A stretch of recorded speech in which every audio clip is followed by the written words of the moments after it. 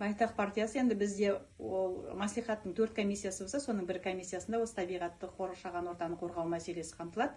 Сондықтан біз таза ауаға байланысты, таза суға байланысты ел президенті келген кездің өзінде Жезқазған таза ауыз сумен қамтамасыз ету мәселесі 1,5 жылдың ішінде шешілу керек деген мәселе қойылған. Енді бізде Есқұла, жаңағы Айтау-Сейтас құбырлары арқылы жаңа таза су келеді деген кешенді ұлытауды дамытудың жоспарында бар. Бұлар енді жүйелі түрде әртүрлі кезекпен жүргізіледі. Қазір қаржы мәселесі республикалық бюджеттен де, облыстық бюджеттен де қарастырылып жатыр. Енді біз соның барлығын қадағалап, осы өзіміздің комиссияда болсын, жалпы тұрғындардың өзі бұл мәселеге өте алаңдаулы болғандықтан қазір күн тәртібінде тұр.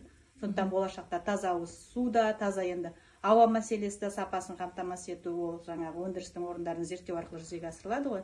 Болашақта біздің партияда бұл мәселелерде жаңағы өндіріске қатысты, өндірістің қалдықтары, басқа мәселелер барлығын зерттеуге біз Байтақ партиясы үлес қосады деп ойлаймын. Рахмет.